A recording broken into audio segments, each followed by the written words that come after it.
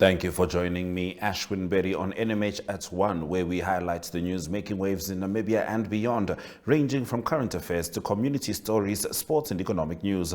Coming up in this broadcast, Rundu taxi drivers demand closure of Namibia Public Passenger Transport Association. Combat Mine ships first copper consignment. Africa's water challenges on the spot at National Workshop for Water Security and Climate Change. Follow all our programs on Oneuptwo.com or DSTV 285 or GoTV 25 in Namibia. Midday News Update up next.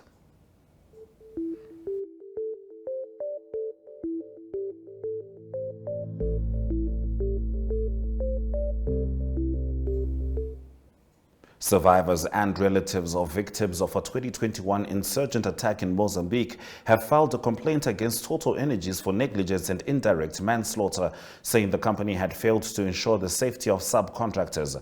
Total Energies rejected the allegations, saying they were inaccurate. Visual News highlights local stories from across Namibia right after the break. Welcome to What's Cooking, where culinary passion meets expert insights. Somebody must really want to cook and want to cook good food. Immerse yourself in the bustling world of professional kitchens as top chefs create mouthwatering dishes. Join us for in-depth interviews as our host explores the experiences and expertise of our guest chefs. Don't miss out. Tune in to What's Cooking on NTV every Friday at 2100 hours and let the culinary adventure begin.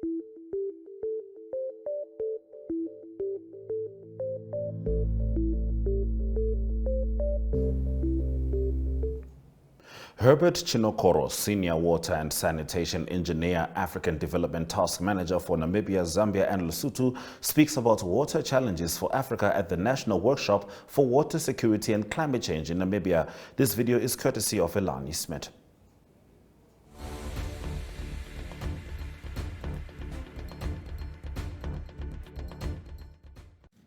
However, in Africa and indeed in Namibia, water resource management is increasingly challenged by water security and climate change, which can trigger and aggravate other socio-economic threats, such as rising water, food, and energy demands. Currently, the water and sanitation situation on the continent of Africa is dire, with very limited exploitation of its resources. The development potential of Africa's water resources is constrained by a huge infrastructure gap, which is holding back the continent's transformation and risks compounding the impacts of climate change.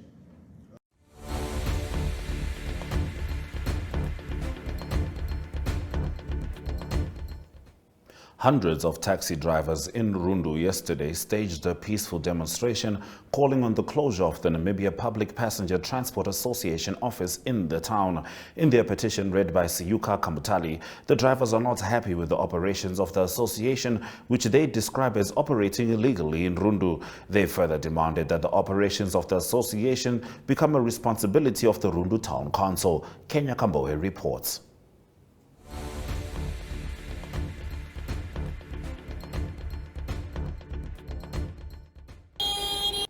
Really, we have lost a lot of money to this NPPT office.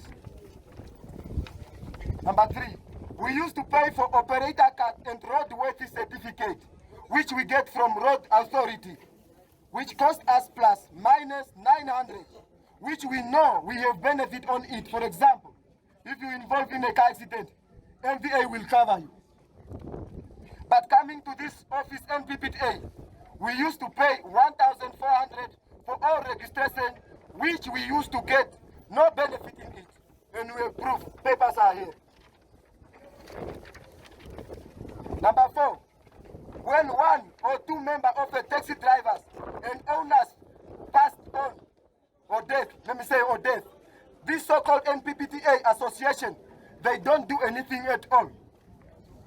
To the beloved family, unless us taxi drivers and taxi owners who will contribute something and give it to the beloved family. Number 5, coming to transport permit, most of the permit holders are the same people who are in the management of NPPTA. So where have you seen people who don't have vehicles but he or she has more than 4 permits, which they used to put as rental business to us, because most of the taxi owners, they don't have permits, which they used to charge them for other fees, close to 800 per month. Yes. Number 6.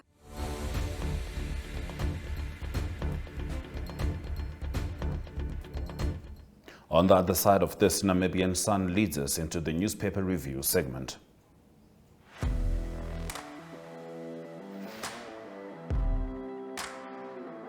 Hello and welcome to today's Sports Rep Show. I am your host, Jesse Jackson Kauraika.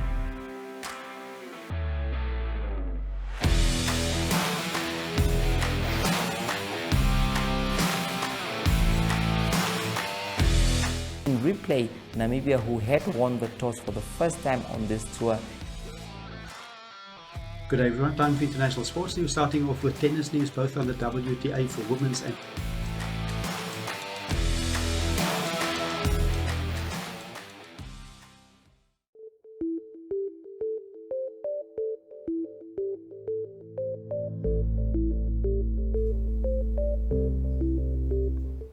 Preventing them from becoming gay and preparing them for future leadership positions were cited among the reasons the Ondonga Traditional Authority initiated 150 boys and men at the Etosha Salt Pan last weekend.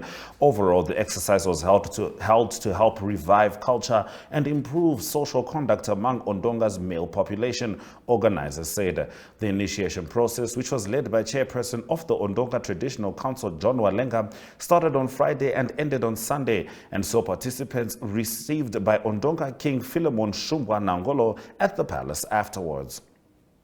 Namibia has enjoyed a long and fruitful partnership with China in the realm of education, marked by generous scholarships and initiatives that have significantly bolstered the quality of education in the country, reports Namibian Sun on page 4. These initiatives, sponsored by the Chinese government, have not only opened doors for Namibian students to access top-notch education opportunities in China, but have also fostered academic collaborations and cultural exchange through the Confucius Institute, situated at the University of Namibia's main campus. According to Republicane's front page, the national demand for water in Namibia is expected to reach 538 million cubic meters per year, almost double the estimated demand of 223 million cubic meters of water in 2015. By 2030, the demand is expected to reach an estimated 722 million cubic meters of water. According to the Minister of Water, Agriculture and Land Reform, Carl Schladwein, good engineering, good planning are essential to ensure increased water supply, but this alone cannot guarantee access to traditional water. The sustainable use of wildlife through hunting is facing a global onslaught, said Pohamba Shifeta, the Minister of Environment, Forestry and Tourism, yesterday at the 21st Consultative Forum on African Wildlife in Windhoek. He said there are various individuals and organizations that find ways to stop the practice of hunting without thinking about the consequences it has for conservation and local people's livelihood. The HESS Gamma Ray Telescope stationed at the Gamsberg west of Windhoek has registered a new component of radiation at even higher energies, reports the Algemene Zeitung. These cosmic gamma quanta had an energy of up to 20 tera-electron volts. They come from a pulsar, a burnt-out dead star, and are the most energetic gamma rays ever discovered and measured by the telescope.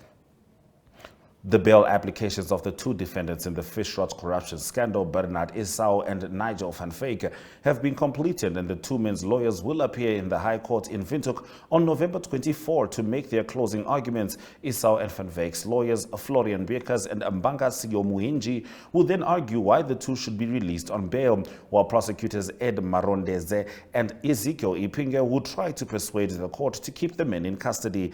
After the closing arguments, the verdict will be announced at a later stage. Stay with us as the Namibian continues in newspaper review. Welcome to My.NA Cars, your ultimate destination for everything automotive. I am your host, Diana Master. Teamwork makes the dream work, right? Discover the latest models, innovative technologies, and expert insights from our passionate hosts. Learn essential maintenance tips and get exclusive behind-the-scenes access to the automotive industry. Don't miss My.NA Cars on NTV every Thursday at 2100 hours. Tune in and ignite your passion for automobile.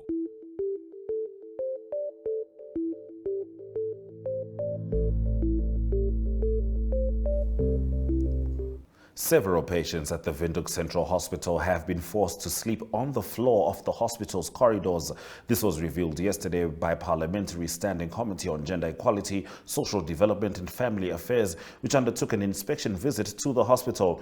In another story on Namibian newspaper's front page, none of the 8 government-owned gender-based violence shelters across the country are operational. This is due to a lack of staff members for these shelters. The ministry has a total of 8 shelters, but their operational status has been hampered by a shortage of staff. Ministry of Gender Equality, Poverty and Eradication and Child Welfare spokesperson Lucas Haufiku said.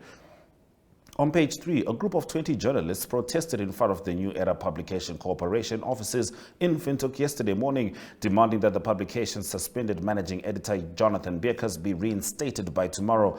Beekers was suspended last month until the end of October, allegedly without being informed of the charges against him. Beekers has been replaced and told that he is not allowed to talk to the media about his suspension. According to New Era, Anti-Corruption Commission boss Paulus Noah yesterday vowed to go after each official entrusted with public office, but using such powers for personal gain. His comments follow the arrest and first court appearance yesterday of Zambezi Chief Regional Officer Regina Ndopo Lubinda, who has been serving as CRO since 2011, and 3 others at Katima Mulilo in connection with corruption involving $4 million Namibian of public funds unaccounted for. The other nabbed senior officials comprise Bevan Walubita, who is head of planning and rural development, Deputy Director of Planning Cletius Mubita, and Chief Planner Daniel Mbala. The quartet appeared in the Katima Mulilo Magistrates Court, where each accused person was granted bail of $50,000 Namibian. New Era further reports that Namibia only has 3 mining inspectors, a situation that has raised concerns about the effective monitoring of mining activities in the Orongo region. Mining inspectors play a vital role in conducting inspections of mining operations and recommending necessary remedial action, mining and natural resources. Now, between 2022 and 2023, Bank Windhoek has financed a total of 59 projects to the value of 57.6 million Namibian dollars across Namibia, 54 from renewable energy, 4 were sustainable agricultural, and 1 focused on biodiversity conservation. This is according to Bank Windhoek's Chief Treasurer Claire Hobbs, when she announced that the bank had completed the second Sustainability Bond Impact Report, which showcases the allocation of sustainability funds for the 2022-23 financial year period. Now, Combat Mine shipped its first copper concentrate product. More in economic news after the break. Neo Paints has established a 67-year Namibian legacy, creating personalized paint solutions that blend quality and innovation for the Namibian people. We pride ourselves in being a 100% Namibian-owned company, investing in our country and our people by employing and empowering true Namibians. With every brushstroke, Neo Paints commits to our quality guarantee and always delivering a coat of excellence. At Neo Paints, we always stay true to our country. We are as Namibian as you.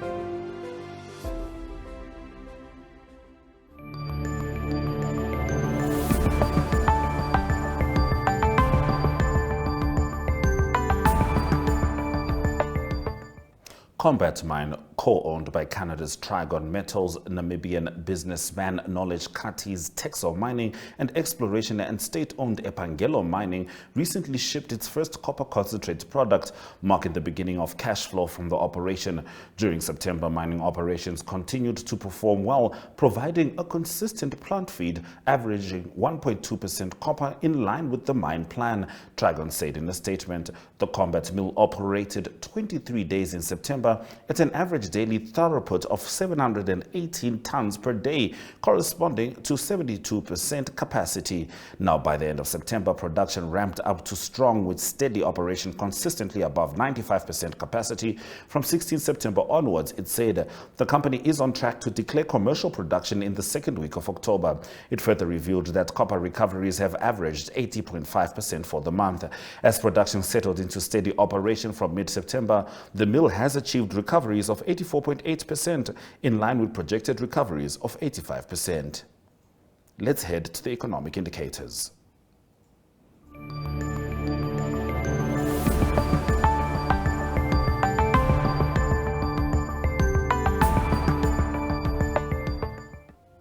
The Namibian dollar trades at 19.15 next to the US dollar, with 20.27 Namibian dollars getting you €1 and 2.262 getting you 1 Chinese yuan. Looking at the NSX stock closing prices, it's a mixed bag. Capricorn Investment Group is down by 0.10%, whilst MTC and Lesego Holdings Namibia find themselves in the green. Local index closed up 0.04%, whilst the overall index 0.69% down. Looking at commodities, it's red across the board, save for copper, which made an uptick of 1.63%. Around 2.4 million voters in Liberia are eligible to cast their ballots. Stay with us as we head into news from Africa.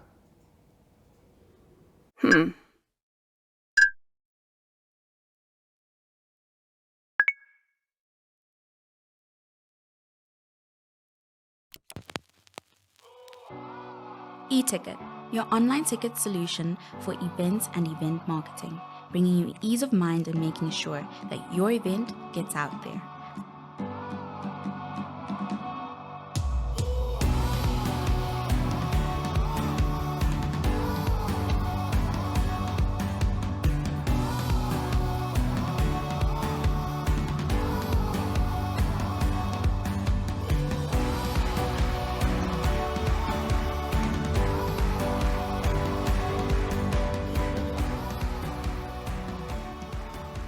For more information, contact events@nmh.com.na.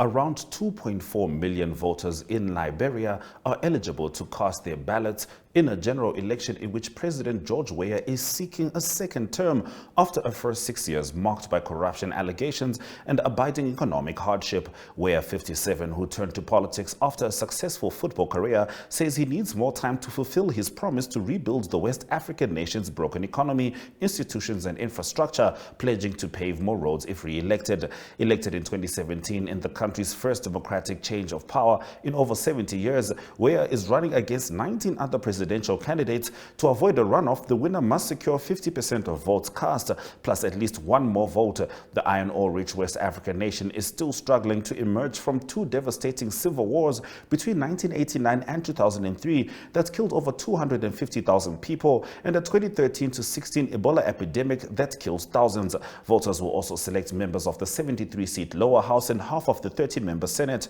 Although campaigning for the vote has been mostly peaceful, sporadic clashes have broken out between supporters of rival parties, prompting the United Nations Rights Office to express concern about the election-related violence after 2 people were killed in September. A Kenyan court on Monday temporarily suspended a government plan to send police to Haiti in a UN-backed mission aiming to restore calm to the gang-infested Caribbean nation. The UN Security Council last week approved a Kenyan-led multinational security force for the troubled country, with Nairobi promising 1,000 police officers, but a Nairobi court granted an interim injunction on Monday in a case brought by opposition politician Ekuru Aukot, who argued that the deployment was unconstitutional as it was not backed by any law or treaty. Aukot, a lawyer who helped draft Kenya's revised 2010 constitution, charged that Kenya was deploying its police abroad at a time it had failed to quell insecurity within its own borders. I am satisfied that the application and petition raises substantial issues of national importance and public interest that require urgent consideration. High Court Judge Enoch Mita ruled Haiti, the Western Hemisphere's poorest nation, has been in turmoil for years, with armed gangs taking over parts of the country and unleashing brutal violence, and the economy and public health system also in tatters. It's time to talk Israel and Palestine in international news.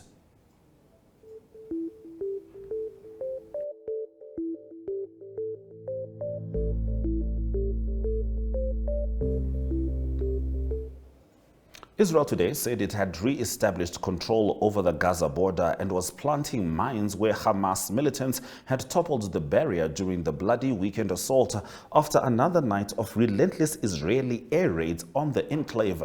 Israel's latest round of airstrikes came after Hamas threatened to execute an Israeli captive every time Israel bombed a Palestinian home without warning. The Israeli military also called up an unprecedented 300,000 reservists and imposed a blockade on the Gaza Strip, raising fears it planned a ground assault in response to the most audacious and deadly Hamas attack in decades. The violence, which has claimed more than 1,500 lives, prompted international declarations of support for Israel, street protests in support of Palestinians, and appeals for an end to the fighting and protection of civilians. Israeli TV channels said the death toll from the Hamas attack had climbed to 900 Israelis, with at least 2,600 injured and dozens taken captive. Among the Israeli dead were 260 mostly young people gunned down at a desert music festival where some of the hostages were abducted. Now Namibia will have to win their last COSAFA Cup Championship match against Lesotho with the hope that Zimbabwe beats Botswana in order to have any possible chance of progressing out of Group C. News from the world of sport follows after the break.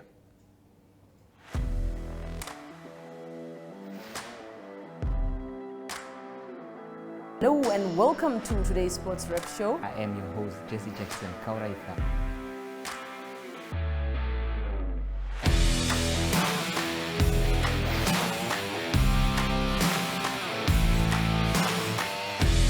In replay, Namibia, who had won the toss for the first time on this tour. Good day everyone, time for international sports news, starting off with tennis news both on the WTA for women's and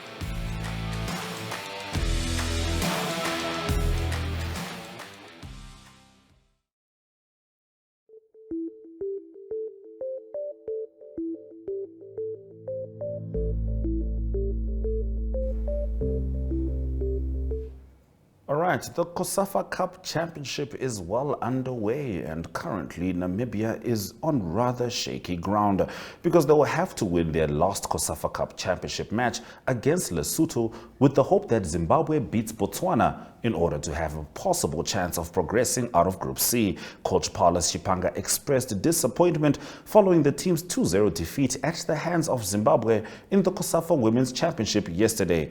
Namibia squandered crucial goal-scoring chances, which resulted in the Zimbabweans growing in confidence. Zimbabwe took an 18-minute lead after Rudo Neshamba's perfect run was rewarded with a cool finish. The second half saw Namibia push the women forward in an attempt to grab an equalizer. However, the Zimbabweans extended their lead following a well-taken free kick. Tigers FC Football Club chairperson Nelson Akwenye says the accident involving club personnel is evidence of the risk double-header matches can bring in the league.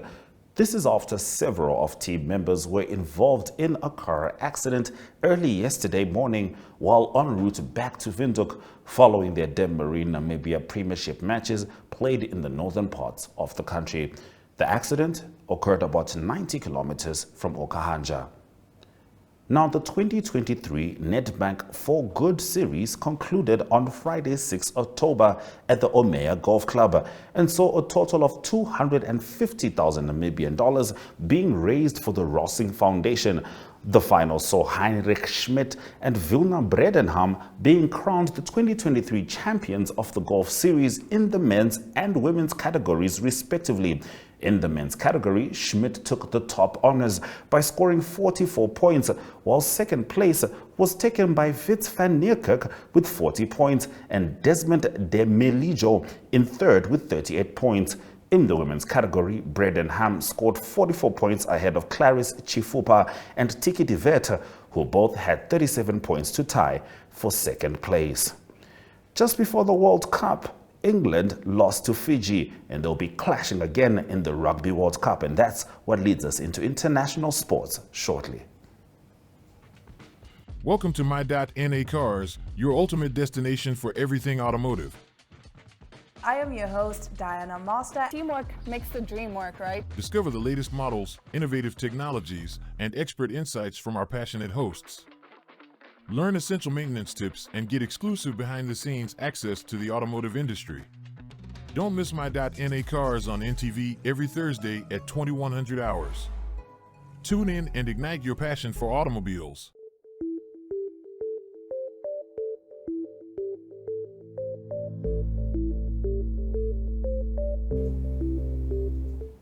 When England suffered a first defeat to Fiji in August, not many expected the sides would meet again 2 months later in a Rugby World Cup quarter-final. Now on Sunday, the 2003 winners faced the Pacific Islanders in Marseille, having topped their group unbeaten despite the unimpressive pre-tournament form and some unconvincing wins during their pool campaign. Fiji finished second in Pool C thanks to a stunning maiden win over Australia in more than 60 years. But they did lose a point to Portugal 7 days without from their last 8 tie on the Mediterranean coast. Tottenham Hotspur said they have appointed Aston Villa's former global director of football development, Johan Lange, as their new technical director. British media reported Lange would effectively replace Fabio Paratici, who resigned as Spurs managing director of football earlier this year after his appeal against a 30-month ban from football was rejected. And the first week of the Bet King Ethiopia Premier League has already produced some sanctions as Bereket Samuel, Ato Shemseddin Kedir and Hawassa got on the bad books. The Competition Leadership and Discipline Committee on Monday, October 9, 2023, decided on the sanctions. They examined the disciplinary reports submitted to them from the referees and observers of the Ethiopian Premier League matches during the meeting and passed various decisions. If you're just joining us, this is NMH at 1, and we'll get into the highlights from today's broadcast shortly. Neo Paints has established a 67-year Namibian legacy, creating personalized paint solutions that blend quality and innovation for the Namibian people.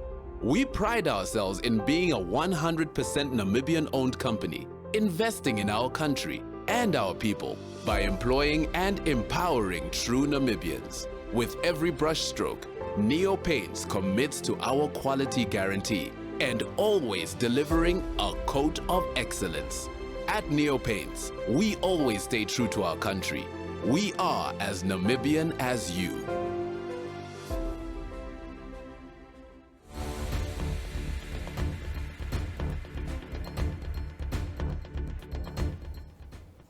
All right, let's get into our highlights. Around 2.4 million voters in Liberia are eligible to cast their ballots in a general election in which President George Weah is seeking a second term after the first 6 years were marked by corruption allegations and abiding economic hardship.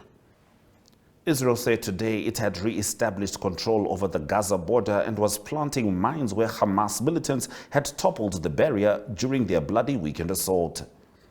And Namibia will have to win their last COSAFA Cup championship match against Lesotho with the hope that Zimbabwe beats Botswana in order to have any possible chance of progressing out of Group C. Those have been your highlights. Remember to tune in every weekday at 1 p.m. to spend your lunch hour with NMH at 1, catching up on the latest news in Namibia, Africa, and the world.